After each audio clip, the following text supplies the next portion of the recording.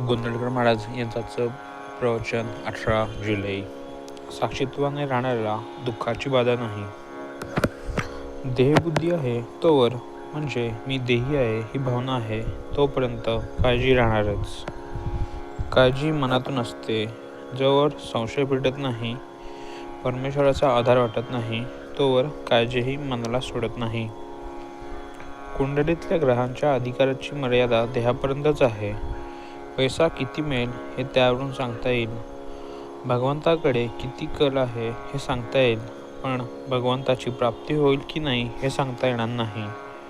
मनुष्यजन्म येऊनही भगवंताची प्राप्ती झाली नाही तर जीवाचं फार नुकसान आहे. भगवंताच्या प्राप्तीची मनापासून तैमय लागायला पाहिजे.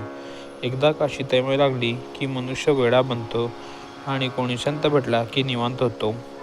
संत आपल्यावर येणारी संकटे नाहीशी करतात तर त्या संकटाची भीती नाहीशी करतात. संकटापेक्षा संकटाची भीतीच आपल्याला फार घाबरून सोडते. आपल्याला जे कळते ते लोकांना कळून लोक सुखी होऊ द्या, हा संतांचा एकच हेतू असतो.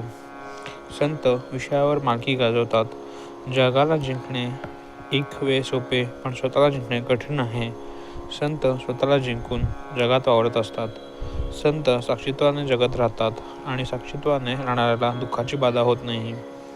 संतांच्या संगतीत राहून, त्यांच्या आज्ञेचे राहून आपण आपल्या मनातले सर्व संशय नाहीसे करावेत.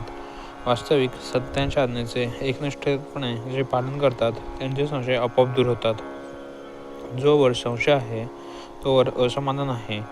समाधान हे आपल्यालाच घ्यायचे असते, म्हणून याला समाधानी राहायचे आहे त्याने फार धडपड करू नये. जशी स्थिती येईल त्या स्थितीत समाधानात राहावे. कचेरीचे विचार आपल्याबरोबर घणी आणू नयेत, ते तिथेच ठेवावेत. घरातले वातावरण शुद्ध आणि निर्विशेष असावे. भोळेपणा एक प्रकारे चांगला, ती भाग्याची गोष्ट आहे. जो योग्य भ्रष्ट असतो त्याच्या अंगी भोळेपण असते. जसे कल्याण स्वामींच्या अंगी होते तसे. झालेल्या गोष्टी विसरून राहण्यातच खरा आनंद आहे, पण ते विसरणे कृत्रिमपणे न आणता भगवंताच्या स्मरणात राहिल्याने आले पाहिजे.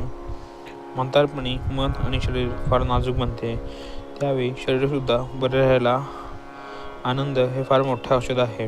हसावे, खेळावे, लहान मुलात मिसळावे, थट्टा विनोद करावा, काही करावे, पण आनंदात राहावे.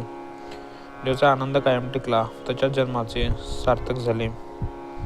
समाधान ही परमेश्वराची देणगी आहे. ती मिळवण्याचा उपाय म्हणजे भगवंताचे स्मरण होय. श्रीराम जय राम, जय जय राम.